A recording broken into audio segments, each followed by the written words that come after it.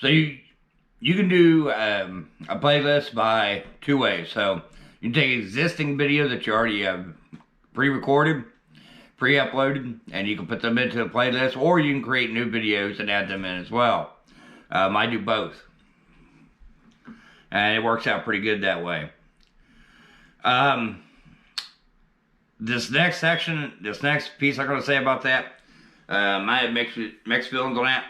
They recommend only doing 10 videos per playlist. I disagree with that. If I'm going to binge watch something, I really want to binge watch. To me, 10 minutes or 10 videos, depending on the length of it and how engaging they are, will only leave me wanting more videos. The problem is once those 10 is out, why would I come back and watch? What I do with my bike videos is there's 70 some videos in there.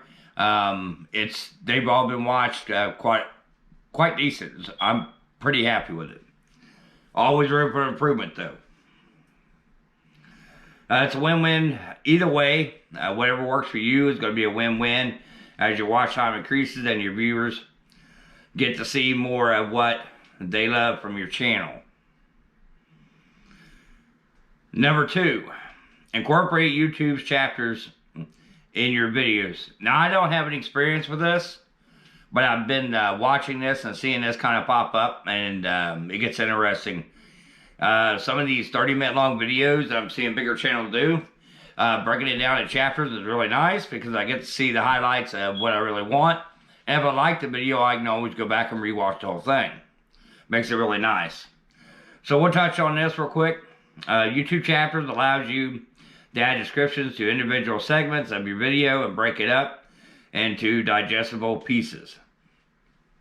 Like I just mentioned. The more information you can provide to the viewer, the better. I absolutely agree.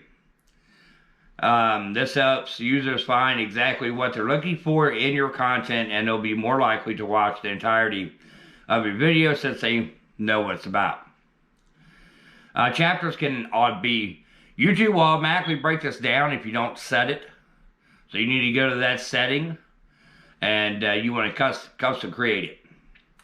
That way you can make sure that all your wording is done correct and not something that the algorithm just kind of hopes that's right. The third one is choose an enticing channel or enticing title. And again, this is what I'm iffy about. Right now, I'm testing out an app that you can download for free, and you can also do 2 or 3 different payment plans to allow the app to where you can unlock more. So I can definitely tell you this, from using that app, longer titles are better, longer descriptions with more keywords are better, and longer tags are better. So you want to give that algorithm every single chance it's got to figure out where to put your video, who needs to see it, when they need to see it. Feed that algorithm as much information as you want. Your tags, your description, and your title should have words that will match all 3 of those. So if I'm doing a Fatwood Friday at Camp Deadwood, I want to make sure that that's in the title, the description, and in my tags. And that way, that algorithm can start listing that. It's going to start looking at Camp Deadwood's camp video. You know, Fired Up Friday usually falls with Fatwood Friday. It makes more sense. The smaller your title is, the less words it's got. The same thing with your description and your tags. My videos don't move. I'll put in an hour's worth of time filming something and I'll only get 13 views for an hour. But if I take the advice and go with longer and using keywords in all 3 of those, I will literally go up to 40, 30, 40, and 50 views. That's a big difference. So, I challenge you to actually try that out and see what you guys come up with. What works for you guys.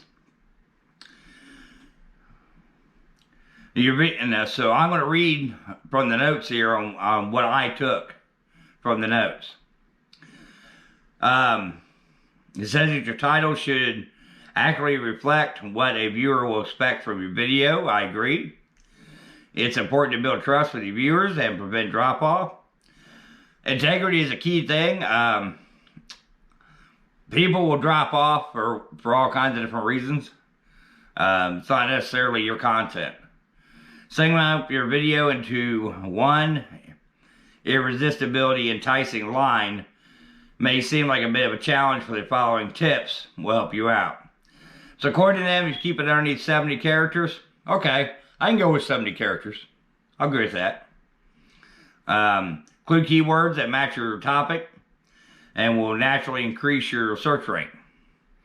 Remember, I just talked about that. Use all caps on certain buzzwords when your title, and add a call to action. So a call to action is not something that I actually do in my title. Maybe I should. I do capitalize keywords. I just don't do them all in caps. Write your title in the same tone and voice you use in your videos. Not sure if I kind of understand how to do that. Create a complimentary thumbnail to support your title. That's number 4, and I agree with that. A good title deserves an equally good thumbnail to go with. YouTube will help you choose one on a variety of shots. In my opinion, I think YouTube sucks at doing that. Every shot that they offer, I think sucks. Depending on which video it is, I will grab a snapshot and upload it to one of the thumbnail apps and go that route. If you guys want the links or the names of the app that I use at Google Play, let me know in the comments below, and I'll reply to that. YouTube recommends, let's see, YouTube will actually take and recommend the shots, but you're better off making your own and making it personalized. You can also use some pre-uploaded stuff. You want to make these bold, you want to make these stand out. These need to be completely different from anything else you can do. And this is where you get more into the search engine stuff that we talked about earlier in this series. So you need to go back to my playlist and go back through that. There are tons of professional design software that you can use that are free. Snappa and Canva are two that are really popular, but I don't think they're all that great. Then again, too, you know, I'm not tech savvy. To create a great thumbnail, stick to your branding. This includes everything from font, colors, tone of voice, and text, and everything in between that defines who you are as a brand.